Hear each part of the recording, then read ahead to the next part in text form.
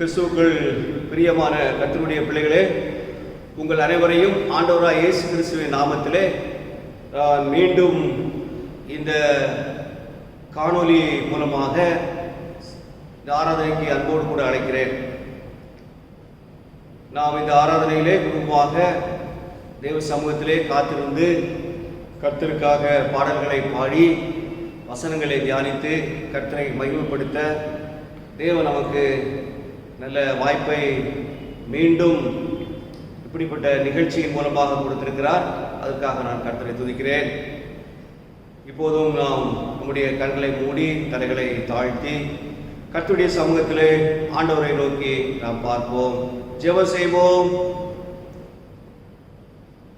அன்பின் ஆண்டவரே, இந்த காலை வேளைக்காக நன்றி செலுத்துகிறோம்.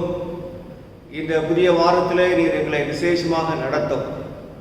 உம்முடைய அன்பு, உம்முடைய இரக்கம், உம்முடைய கிருபைகள் எங்களோடு கூட இருக்கட்டும். இந்த ஆராதனையின் துவக்கம் முதல் முடிவு மட்டும் நீரே எங்களை வழிநடத்த உமது வழிகாட்டுதலுக்கு எங்களை கையெழுத்தி செபிக்கிறோம். குடும்பத்திலே நாங்கள் எங்களுடைய சபை மக்களாக எங்களுடைய பிள்ளைகளோடு கூட நாங்கள் இந்த இடத்திலே அமர்ந்து இந்த ஆராதனைகளை பங்கு பெற்று ஆசீர்வதிக்கப்பட எங்களுக்கு நீ உதவி செய்யும். ஆசீர்வதியும் காத்துக்கொள்ளும். இயேசு நாமத்தில் கேட்கிறோம் எங்கள் நல்ல பிதாவே. Thank you.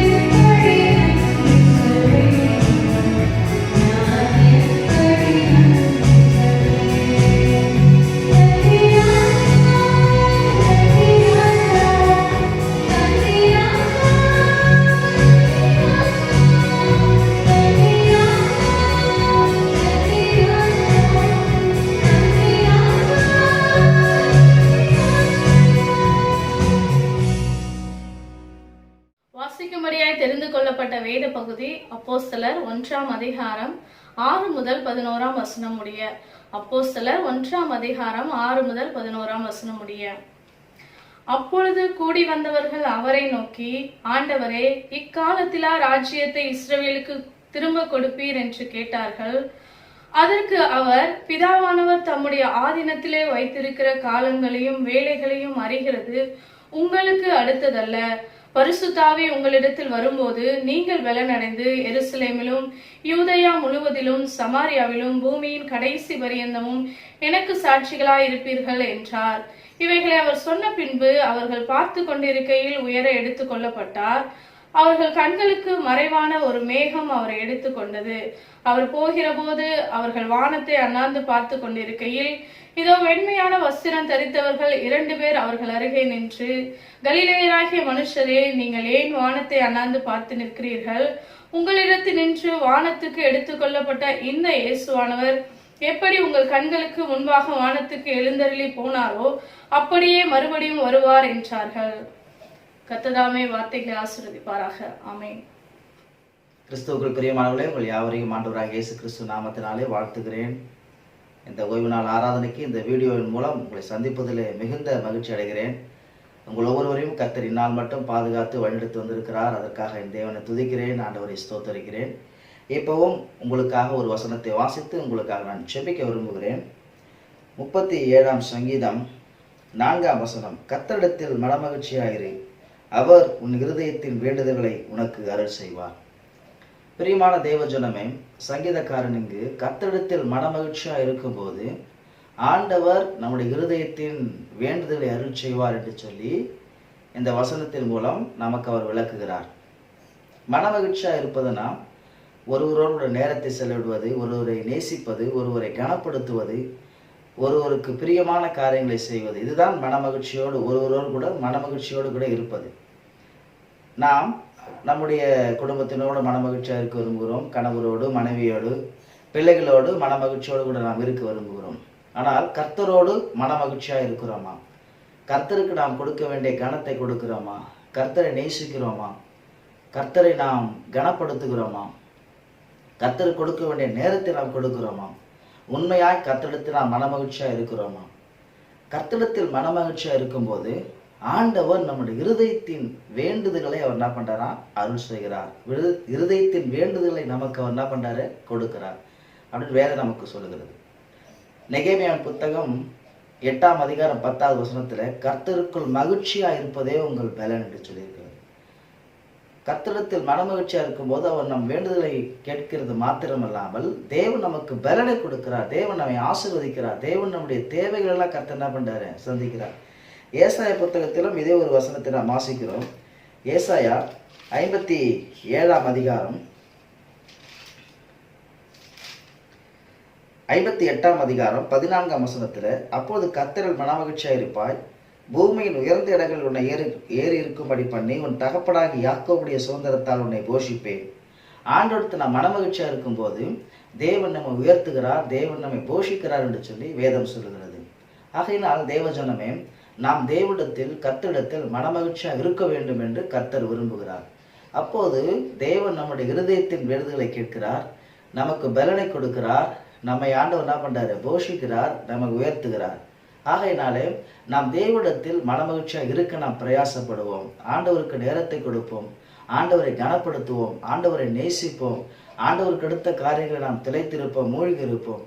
இந்த ஊரடங்கு நாட்களில் நாம் தேவனுக்கு கொடுக்க வேண்டிய நேரத்தை கொடுத்து நாம் இந்த நாட்களை பயன்படுத்த ஆண்டவர் இந்த நாட்களை நமக்கு என்ன பண்ண கொடுத்திருக்கிறன்னு சொல்லி நாம் விசுவாசிக்கும் போது உண்மையாகவே இந்த நாட்கள் நமக்கு மனசோர்வை தராதபடி நமக்கு பிரயோஜனமாக உற்சாகத்தை கொடுக்கிற நாட்களாக இருக்கும் என்பதில் எந்த சந்தேகமும் இல்லை. ஆகையினாலே நாம் கர்த்தரிடத்தில் மனமகிழ்ச்சியாக இருப்போம். கர்த்தர் பெரிய காரியங்களை நம்முடைய வாழ்க்கையில செய்வாராக. ஜெபிப்போம். அன்புள்ள ஆண்டவரே, உம்மை துதிக்கிறோம், ஸ்தோத்திரிக்கிற சுவாமி.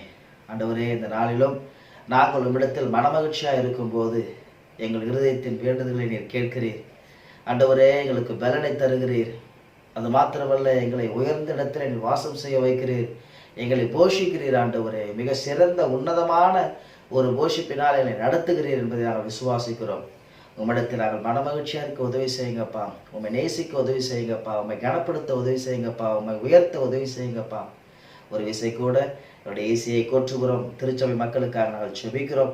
ஒவ்வொரு குடும்பத்துக்காக நன்றி செலுத்துகிறோம். இந்நாள் மட்டும் கர்த்தர் நடத்தி வந்திருக்கிறேன், தொடர்ந்து நடத்துங்கப்பா. ஆண்டவரே, இந்த கொரோனா வைரஸின் தாக்கத்தின் மூலம் எங்கள் மக்கள் பாதிக்கப்படாதபடி கர்த்தர் ஆண்டவரே கண்மணி போல பாதுகாத்து கொள்ளுங்க. இரத்த கொட்டைகளில் மூடிக்கொள்ளுங்க. தெய்வ சமாதானம் அவர்களை ஆட்கொள்ளும்படி நாங்கள் செபிக்கிறோம்.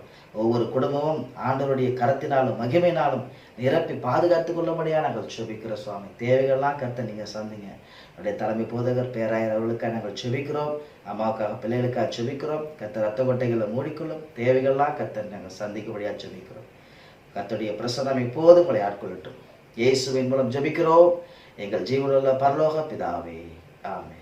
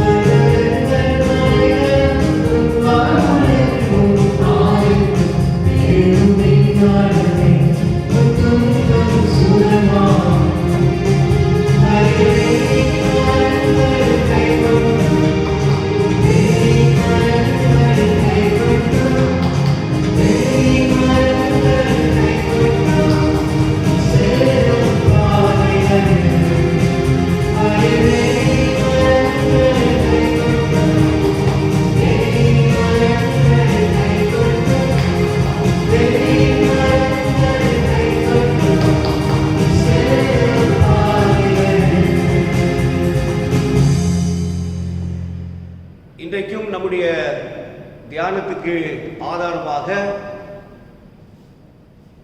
வாசிக்க கேட்ட திருமறை பகுதியை எடுத்துக்கொள்வோம். அப்போஸ்தலர் நடபடிகள் 1ஆம் அதிகாரம், அதில் குறிப்பாக 11வது வசனத்தை நான் உங்களுக்கு என்னுடைய செய்திக்கு ஆதாரமாக தெரிந்து கொண்டு உங்களோடு கூட இந்த தியானத்தை நான் பகிர்ந்து கொள்ள ஆசைப்படுகிறேன். அப்போஸ்தலருடைய நடபடிகள் 1ஆம் அதிகாரம் 11வது வசனம். கலிலேயராகிய மனுஷரே, நீங்கள் ஏன் வானத்தை அண்ணாந்து பார்த்து நிற்கிறீர்கள்? உங்களிடத்திலிருந்து வானத்துக்கு எடுத்துக்கொள்ளப்பட்ட இந்த இயேசுவானவர் எப்படி உங்கள் கண்களுக்கு முன்பாக வானத்துக்கு எழுந்தருளி போனாரோ அப்படியே மறுபடியும் வருவார் என்றார்கள். அருமையான கர்த்தருடைய பிள்ளைகளே, இன்னொரு பகுதியையும் நான் உங்களுக்கு வாசிக்க ஆசைப்படுகிறேன். பரிசுத்த லூக்கா எழுதின நற்செய்தி நூல் 24ஆம் அதிகாரம் 50வது வசனம் 51வது வசனத்தை நாம் வாசிக்க கேட்போம். பின்பு அவர் பெத்தானியா வரைக்கும் அவர்களை அழைத்து கொண்டு போய் தம்முடைய கைகளை உயர்த்தி அவர்களை ஆசீர்வதித்தார். அவர்களை ஆசீர்வதிக்கையில் அவர்களை விட்டு பிரிந்து பரலோகத்துக்கு எடுத்து கொள்ளப்பட்டார். நம்முடைய இந்த தியானத்திலே இன்றைக்கு நான் உங்களோடு கூட தெரிந்து கொள்ளப்பட்ட என்னுடைய செய்தியினுடைய தலைப்பு பரமனின் பரமேறுதல். பரமனின் பரமேறுதல், தி அசென்ஷன் ஆஃப் ஜீசஸ் கிரைஸ்ட். இயேசு கிறிஸ்துவினுடைய பரமேறுதலை குறித்து உங்களோடு கூட நான் பகிர்ந்து கொள்ள ஆசைப்படுகிறேன்.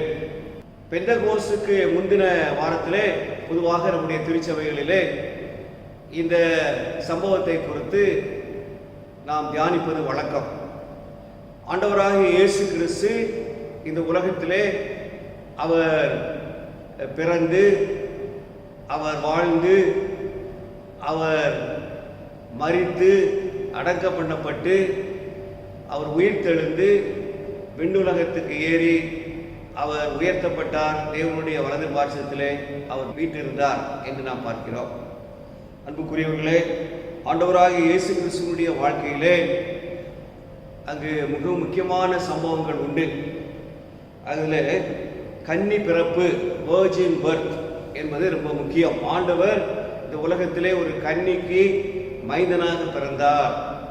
இரண்டாவது, அவருடைய பரிசுத்தமான வாழ்க்கை, வர்ச்சுவஸ் லைஃப், அவர் தூய்மையாக வாழ்ந்தார், பரிசுத்தமாக வாழ்ந்தார். மூன்றாவதாக, அவருடைய வைக்கேரியஸ் டெத், அவருடைய தியாக மரணம், கல்வாரி சிலுவையிலே அவர் நமக்காக மரித்த அந்த நிகழ்வு மிகவும் முக்கியமானதாக திருமறையிலே சித்தரிக்கப்படுகிறது. விக்டோரியஸ் ரெசரக்ஷன், ஜெயத்தோடு கூட வெற்றிகரமான ஒரு உயிர்த்தெழுதல் ஆண்டவருடைய வாழ்க்கையிலே நடந்ததாக திருமறையில் பார்க்கிறோம். அதை குறித்து நாம் தியானம் பண்ணியிருக்கிறோம். அவருடைய பகிரங்கமான இரண்டாம் வருகை, விசிபிள் கமிங். இயேசு கிறிஸ்து அவர் இப்படிப்பட்ட காரியங்களை தன்னுடைய வாழ்க்கையிலே அவர் செய்தார். அவருடைய வாழ்க்கையில இந்த சம்பவங்கள் எல்லாம் அவரை சுற்றி நடந்தன என்று சொல்லி நாம் கற்றுக்கொள்ள முடிகிறது. இந்த சம்பவங்களிலே மிகவும் முக்கியமான ஒன்று, ஆண்டவராகிய இயேசு கிறிஸ்து அவர் தன்னுடைய பூலோக வாழ்க்கையிலே பிதாவானவர் அவருக்கு கொடுத்த ஊழியத்தை நிறைவேற்றி அவர் பரலோகத்துக்கு சென்றார் என்பது ரொம்ப முக்கியம். அதைத்தான் நாம் இந்த வாரத்திலே அநேக திருச்சபைகளிலே நினைவு கூர்ந்து அதை குறித்த தியானங்களை நாம் கேட்டுக்கொண்டிருக்கிறோம். இன்றைக்கும் அதை குறித்து தான் நாம் கேட்க இருக்கிறோம். அன்பான தேவப்பிள்ளைகளே, இந்த ரெண்டு பகுதிகளிலே ஆண்டவராக இயேசு கிறிஸ்து அவர் விண்ணுலகத்திற்கு, பரலோகத்துக்கு எடுத்துக்கொள்ளப்பட்டார் என்று சொல்லி நாம் பார்க்கின்றோம். இங்கு இயேசு கிறிஸ்து உயிர்த்தெழுந்த பிறகு 40 நாட்கள் அவர் தன்னுடைய சீஷர்களோடு கூட அப்போஸ்தலர்களுக்கு தரிசனமாகி தேவனுடைய ராஜ்யத்துக்குரிய காரியங்களை அவர் கற்றுக் கொடுக்கிறார். தான் உயிரோடு கூட இருக்கிறேன் என்பதை அவர் நிரூபித்தார், அதை காண்பித்தார் என்று சொல்லி நாம் பார்க்கின்றோம். அப்போ அவர் பரலோகத்துக்கு எடுத்துக்கொள்ளப்படுவதற்கு முன்பாக இங்கு 2 தேவதூதர்கள், நாம் இந்த பகுதியில் அப்படித்தான் வாசிக்கின்றோம். அப்போஸ்தலர் 1ஆம் அதிகாரம் 10வது வசனத்திலே, இதோ வெண்மையான வஸ்திரம் தரித்தவர்கள் 2 பேர் அவர்கள் அருகே நின்று, 2 பேர் அங்கு தேவதூதர்கள். இந்த அப்போஸ்தலர் நடவடிக்கைகளிலே தேவதூதர்களுடைய ஊழியம் ரொம்ப முக்கியமாகவும் அங்கு சித்தரிக்கப்படுகிறது. இங்கு இயேசு கிறிஸ்து பரமேறுவதற்கு முன்பாக இந்த தேவதூதர்கள் அவர்கள் இதை அறிவித்தார்கள் என்று நாம் பார்க்கின்றோம். நீங்கள் தொடர்ந்து படிக்கும்போது பேதுரு யோவானை சிறைச்சாலையிலே அங்கு அடைத்த போது தேவதூதர்கள் வந்து அவரை அங்கு விடுவித்தார்கள், காப்பாற்றினார்கள் என்று பார்க்கிறோம். இன்னும் 12ஆம் அதிகாரத்தில் நாம் பார்ப்போம் என்றால், பேதுரு சிறைச்சாலையிலே அடைக்கப்பட்ட போது அங்கு சபையார் எல்லாரும் தேவனிடத்திலே ஊக்கமாக ஜெபித்த போது தேவதூதர்கள் பேதுருவை விடுதலை செய்தார் என்று சொல்லி நாம் பார்க்கிறோம். அருமையான கர்த்தருடைய பிள்ளைகளே, இப்படி தேவதூதர்களுடைய ஊழியம் இங்கு அப்போஸ்தலர் நடவடிக்கைகளிலே சிறப்பாக சுட்டி காட்டப்படுகிறது. அன்புக்குரியவர்களே, ஆண்டவராய் இயேசு கிறிஸ்து அவர் இந்த உலகத்திலே பிறந்து, அவர் மரித்து, அவர் உயிர்த்தெழுந்து பரலோகத்துக்கு எழுந்தருளினார் என்று திருமறை சொல்கிறது. இயேசு உயிரோடு கூட எழுந்து அவர் பரத்துக்கு சென்றது, அவர் பரலோகத்துக்கு எடுத்துக் கொள்ளப்பட்டது. இது ஒரு உண்மையான நிகழ்ச்சி.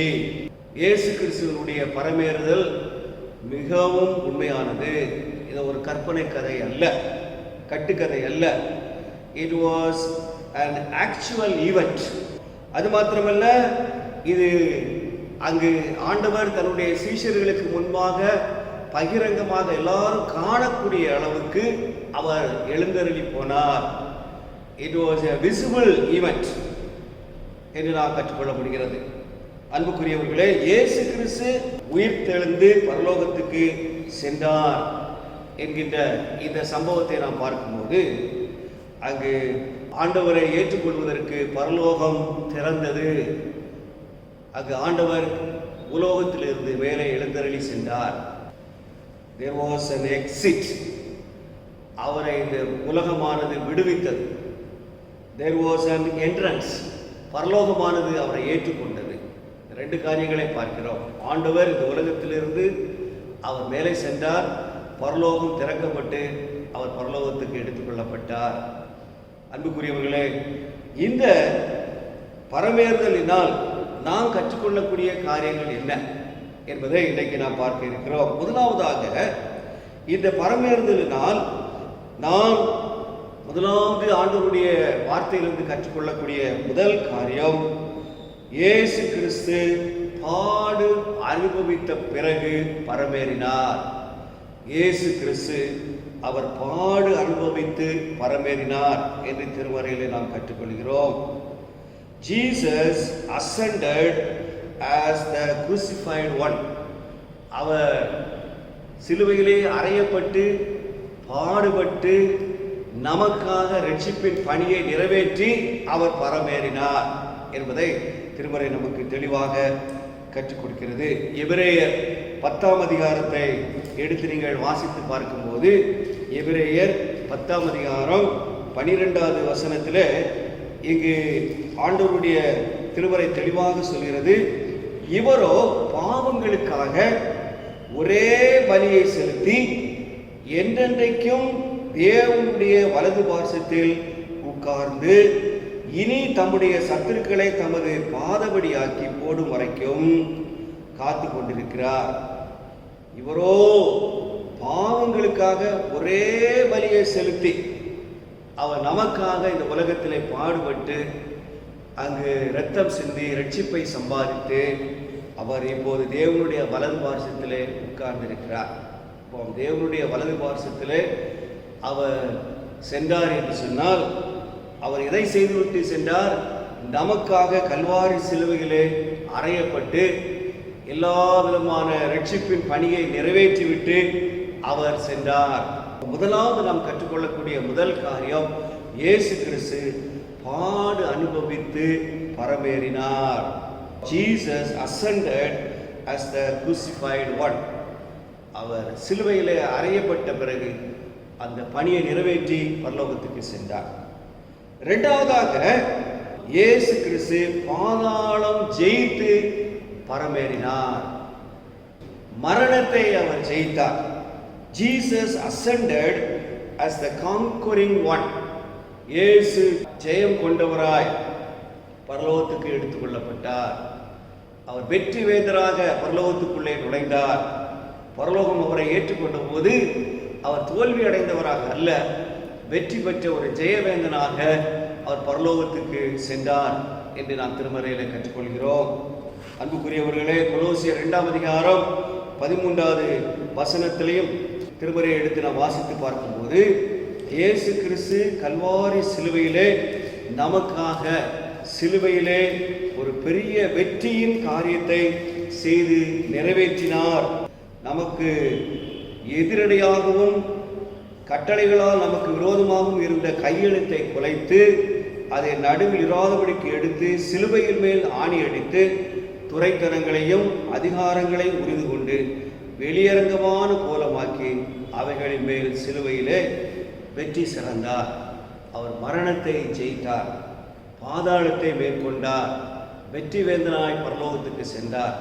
நீங்களும் நானும் இந்த மரணத்தை குறித்து பயப்பட வேண்டிய அவசியமில்லை என்பதை அவர் சுட்டி காட்டுவதற்காக பரிகரிக்கப்பட வேண்டிய கடைசி சத்ருவாகிய இந்த மரணத்தை ஆண்டவர் ஜெயித்தார் என்று நாம் பார்க்கின்றோம். அன்புக்குரியவர்களே, இயேசு கிறிஸ்து பரமேறினார் என்று சொன்னால் அவர் பாதாளத்தை ஜெயித்து பரமேறினார். அவருடைய உயிர்த்தெழுதல் அதுக்கு சான்றாக அமைகிறது. மூன்றாவதாக இயேசு கிறிஸ்து அவர் பரமேறினார் என்று சொல்லி பார்க்கும்போது அவர் பரிசுத்த ஆவியானவரை நமக்கு கொடுப்பதற்காக பரமேறினார். பரிசுத்த ஆவியானவரை வழங்கிட கிறிஸ்து நமக்காக பரமேறினார். Jesus ascended as the consoling one. நம்மை எல்லாம் ஆறுதல் படுத்துவதற்காக, நம்மை தேற்றுவதற்காக அவர் பரலோகத்துக்கு சென்றதினால் தேற்றரவாளரை இந்த உலகத்துக்கு அவர் அனுப்பினார் என்று நாம் திருமறையிலே கற்றுக்கொள்கிறோம். இப்போ பரிசுத்த ஆவியானவர் இந்த உலகத்திலே கொடுக்கப்பட வேண்டும் என்று சொன்னால் அங்கு அவர் பரமேற வேண்டும். அப்போ இயேசு கிறிஸ்து இந்த உலகத்திலே இல்லாத போது பரிசுத்த ஆவியானவர் இல்லையா, செயல்படவில்லையா என்று நாம் கேட்கலாம். ஒரு கேள்வி நமக்குள்ளே எழுப்பலாம். பரிசுத்த ஆவியானவர் பழைய ஏற்பாட்டிலே அவர் செயல்பட்டார். அவர் வந்து போகிறவராக வருவார், செயல்படுவார், தேவனுடைய சித்தத்தை நிறைவேற்றுவார், அவர் சென்று விடுவார்.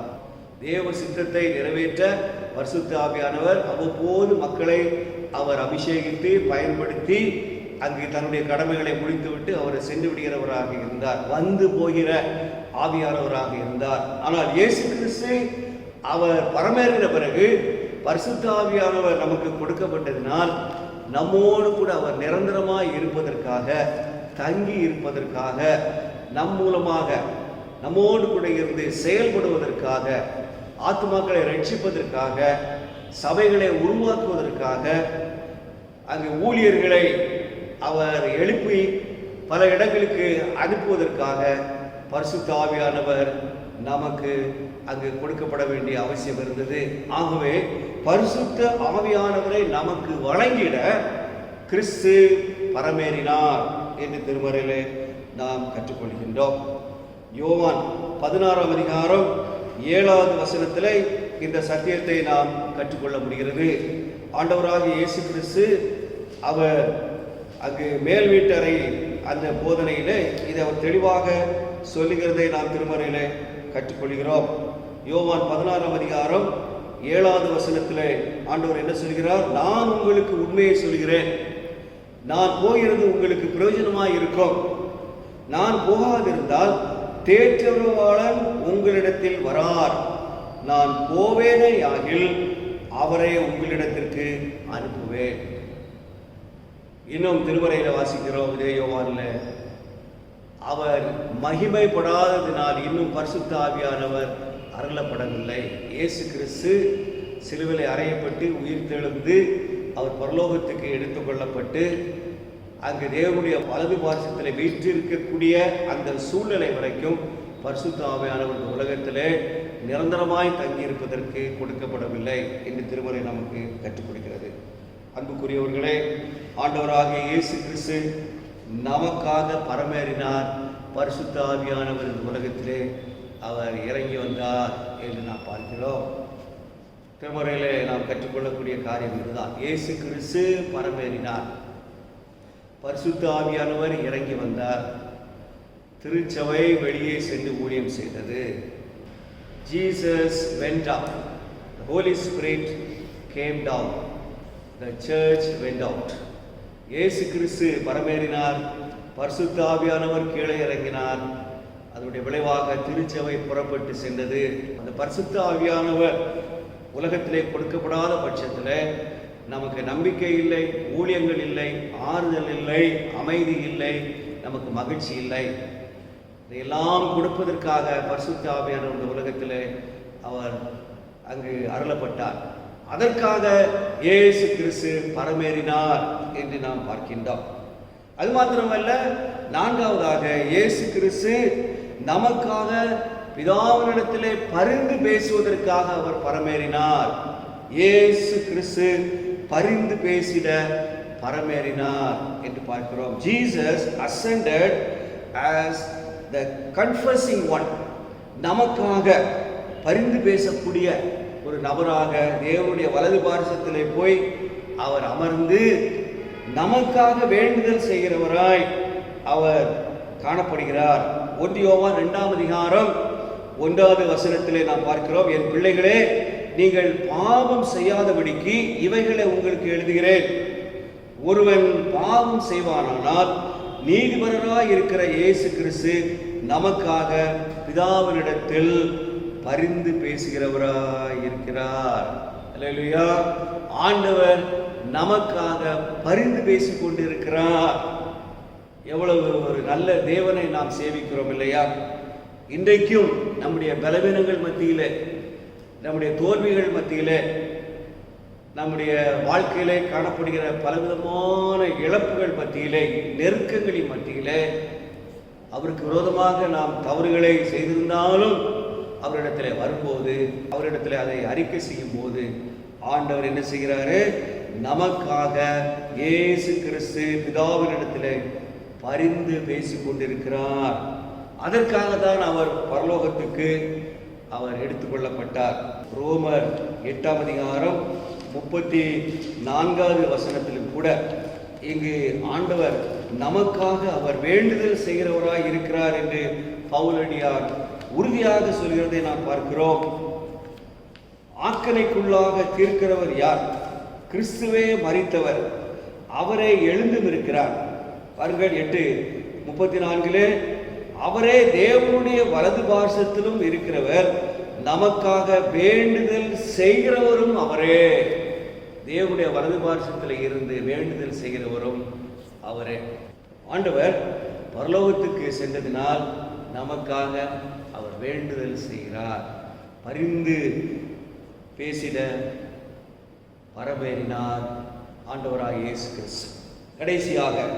கடைசியாக இயேசு கிறிஸ்து பரலோகத்துக்கு அவர் எடுத்துக்கொள்ளப்பட்டதினால் அவர் மீண்டும் என்ன செய்கிறாரு? நமக்காக வர இருக்கிறார். பகிரங்கமாக மீண்டும் வர பரமேறினார் நம்முடைய ஆண்டவர். பகிரங்கமாய் மீண்டும் வர அவர் பரமேறினார் என்று வாசிக்கின்றோம். அப்போஸ்தலர் நடவடிக்கைகளை நாம் எடுத்துக்கொள்வோம். அங்கு வாசிக்க கேட்ட அந்த 1ஆம் அதிகாரத்திலே அந்த தேவதூதர்கள் அப்போஸ்தலர்களுக்கு முன்பாக என்ன சொல்கிறார் பாருங்கள். 11வது வசனத்திலே, உங்களிடத்திலிருந்து வானத்துக்கு எடுத்துக்கொள்ளப்பட்ட இந்த இயேசுவானவர் எப்படி உங்கள் கண்களுக்கு முன்பாக வானத்துக்கு எழுந்தருளி போனாரோ அப்படியே மறுபடியும் வருவார். அல்லேலூயா! மறுபடியும் அதே இயேசு கிறிஸ்து வருவார். அன்புக்குரியவர்களே, இயேசு கிறிஸ்து மீண்டும் வருவார். பகிரங்கமாக வரப்போகிறார்.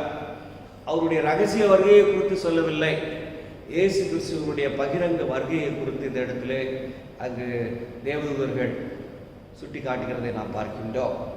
இயேசு கிறிஸ்து அவர் எதற்காக பரலோகம் ஏறி சென்றார்? பகிரங்கமாக மீண்டும் வருவதற்காக பகிரங்கமாய் மீண்டும் வர பரமேறினார். Jesus ascended as the coming one.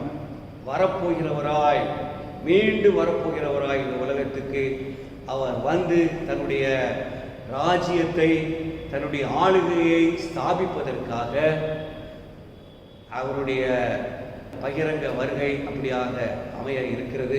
அன்புக்குரியவர்களே, இயேசு நமக்காக எல்லா காரியங்களையும் முடித்து பரமேறினார். அப்போ அவர் பரமேறுதலில் அந்த ஆசீர்வாதங்கள் என்ன என்று நாம் பார்த்தோம். முதலாவது ஆசீர்வாதம் என்ன?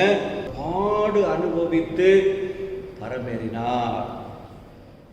Jesus ascended as the crucified one. இரண்டாவதாக பாதாளம் ஜெயித்து பரமேறினார்.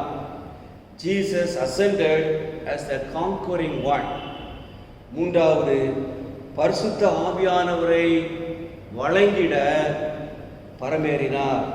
Jesus ascended as the consoling one. நான்காவது இயேசு கிறிஸ்துவை குறித்து நாம் பார்க்கும்போது பரிந்து பேசிட பரமேறினார்.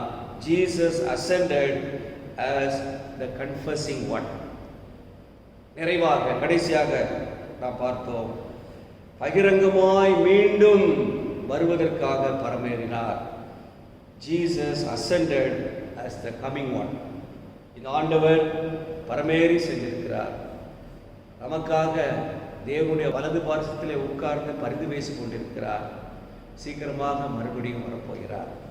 அந்த வருகையை முன்னிட்டு நாம் அவரை சந்திப்பதற்கு ஆயத்தமாக இருக்கிறோமா?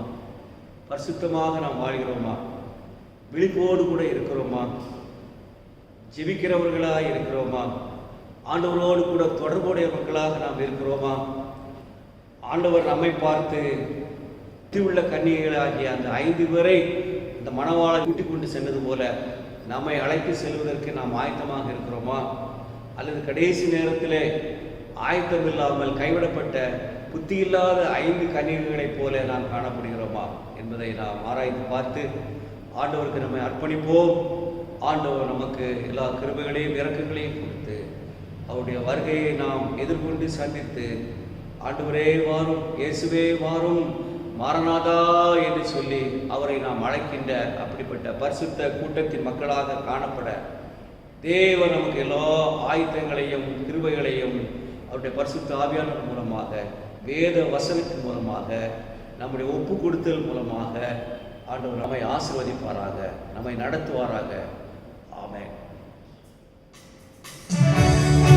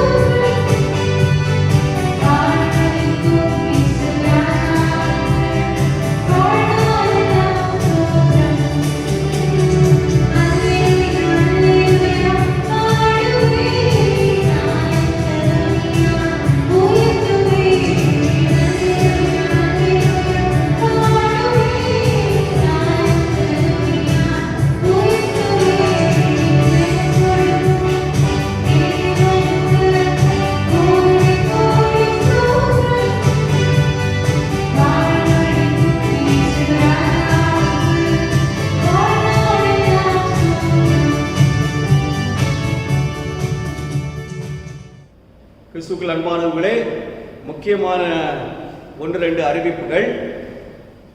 வருகின்ற ஞாயிற்றுக்கிழமை நமக்கு மிகவும் முக்கியமான நாள், பெந்தகோஸ்து திருநாள்.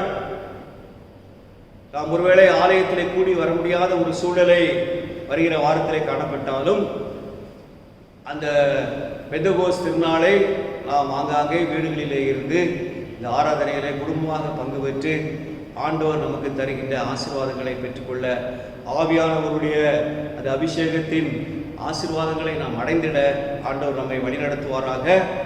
நீங்கள் ஆயுதத்தோடு கூட இந்த ஆராதனைக்கு நீங்கள் வந்து குடும்பமாக கலந்து கொள்ள அன்போடு கூட அழைக்கிறேன். நாம் நம்முடைய எவ்வளவோ கஷ்டத்தின் மத்தியிலும் நம்முடைய வருமானங்கள் இல்லாத ஒரு சூழ்நிலையிலும் ஆண்டவருக்காக உற்சாகமாக கொடுக்கிறோம். நாம் கொடுக்கிற காணிக்கைகள், நாம் செலுத்துகிற மாதாந்திர மத்திய நிதி, இவைகளெல்லாம் நம்முடைய ஈசிய போதகர்களுடைய சம்பளத்துக்கு தான் போகிறது. ஆகவே நாம் நம்முடைய போதகர்களை தாங்க வேண்டும். நம்முடைய சபையின் மூலமாக காணிக்கைகளை நீங்கள் கடவுளுக்கு என்று கொடுப்பதற்கு ஒருவேளை எடுத்து வைத்திருந்தால், கொடுக்க வேண்டும் என்று சொல்லி நீங்கள் அதை எடுத்து நீங்கள் வைத்திருந்தால் கொடுக்கும்படியாக, செலுத்தும்படியாக உங்களை அன்போடு கூட ஞாபகப்படுத்துகிறேன். நீங்கள் இந்த கொரோனா வைரஸினுடைய தாக்குதலிலிருந்து கடவுள் நம்மை விடுவிக்கும்படியாக தொடர்ந்து ஜெபித்துக் கொண்டிருக்கிறீர்கள். தொடர்ந்து நாம் கொண்டாடுவோம். ஆண்டவர் நமக்கு நிச்சயமாக விடுதலை தருவார்.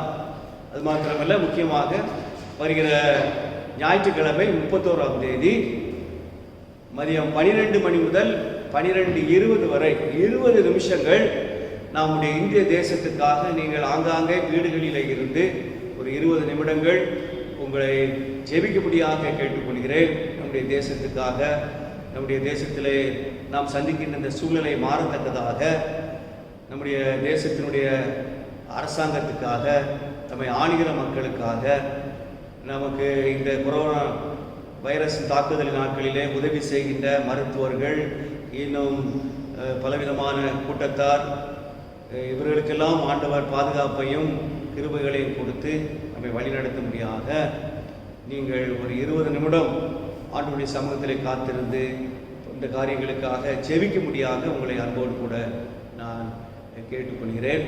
கடவுள் நம்மை ஆசீர்வதிப்பாராக. அந்த நேரத்தில் நீங்கள் வேறு காரியங்களை செய்ய வேண்டாம், மனதில் வைத்து நீங்கள் செயல்படும்படியாக ஒத்துழைப்பு கொடுக்கும்படியாக கேட்டுக்கொள்கிறேன். இந்தியா முழுவதும் இந்த காரியத்தை நாம் செய்கிறோம். 20 நிமிடங்கள் இந்தியா முழுவதும் இருக்கிற எல்லா விசுவாசிகளும் சபையில் வந்து ஜெபிக்க முடியாவிட்டாலும் அவர்களுடைய வீடுகளிலே இருந்து 20 நிமிடம் நாம் ஜெபிக்க அழைக்கப்பட்டிருக்கிறோம். இதை நீங்கள் மறந்துவிடக்கூடாது. கர்த்தர் நம்மை ஆசீர்வதிப்பாராக. ஆமென். பிரியமானவர்களே, இந்த ஞாயிறு ஆராதனை அப்பொழுது உம்மை சந்திக்க எங்களுக்கு ஒரு பெரிய வாய்ப்பினை கடவுள் கொடுத்திருக்கிறார். இது 60ஆம் நாள். இந்த 60 நாட்கள் போனதே தெரியவில்லை.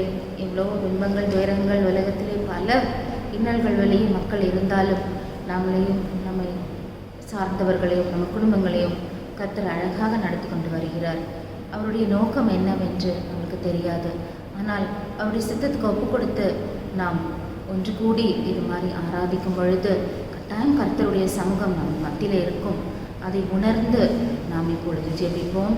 எல்லாம் ஒரு மனதோடு ஜெபிப்போம். கர்த்தர் நம்முடைய ஜெபத்தை கேட்கிறார்.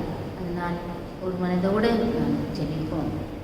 அன்புள்ள பரலோக பிதாவே, எங்கள் கர்த்தராக இயேசு கிறிஸ்துவே, இந்த நல்ல காலை வேளைக்காக நன்றி சுவாமி. இந்த காலையிலே சுவாமி நாங்கள் வந்து ஒருவேளை நாங்கள் சபையில் ஆராதிக்காவிட்டாலும் சுவாமி ஏசப்பா இந்த வீடியோ மூலமாக எங்களுடைய மக்களை சந்திக்க எங்களுக்கு ஒரு வாய்ப்பினை கொடுத்துருக்கீங்க சுவாமி. அதுக்காக கூட கூடி ஸ்தோத்திரம் செலுத்துகிறோம்.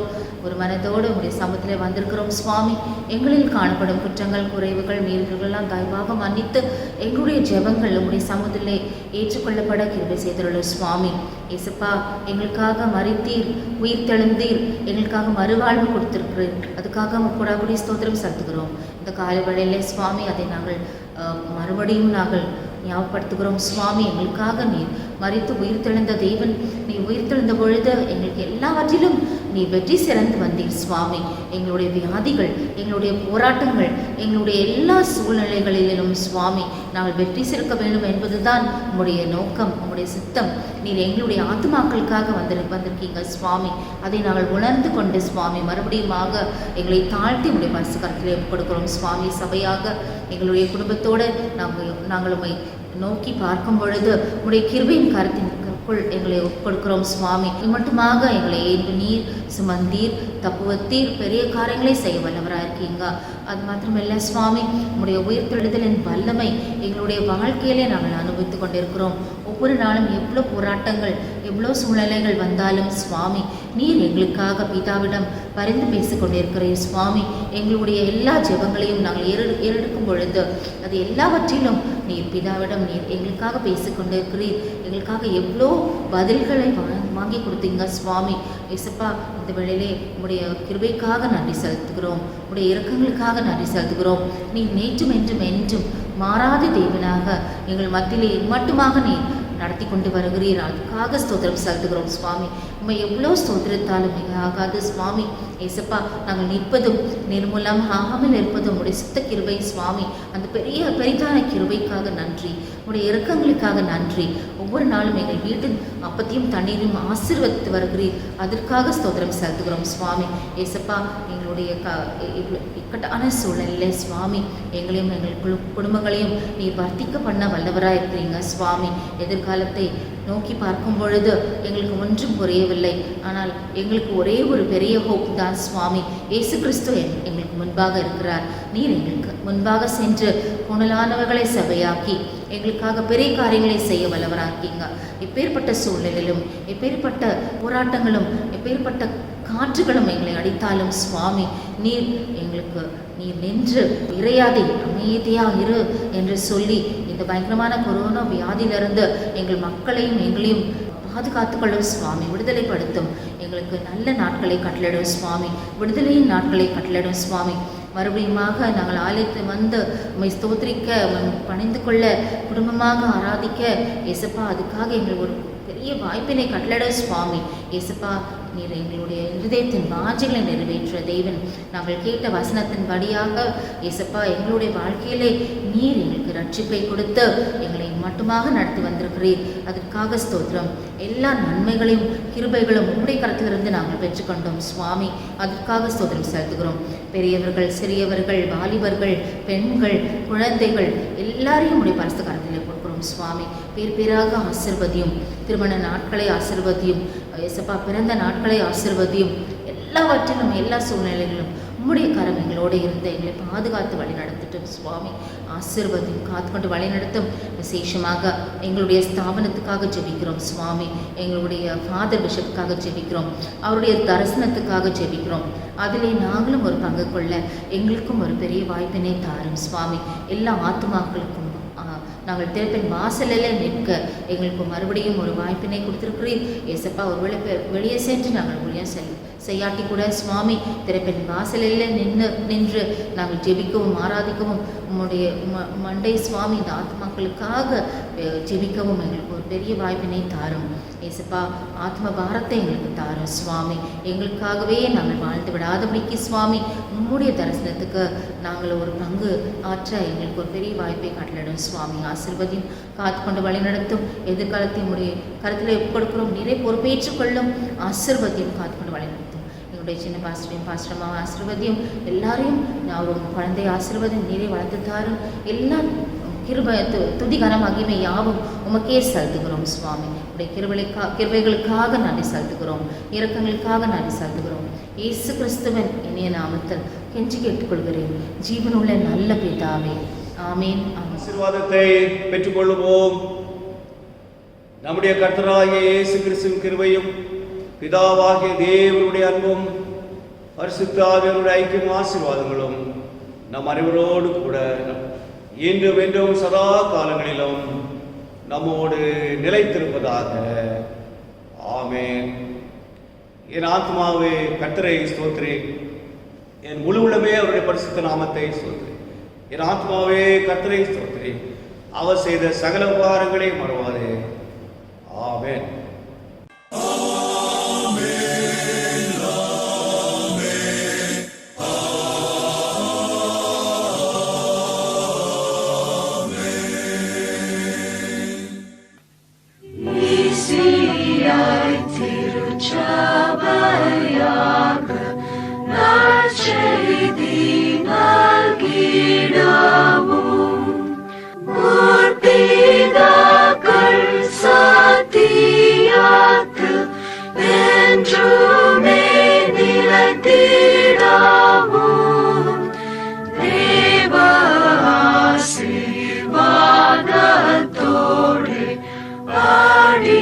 நீரா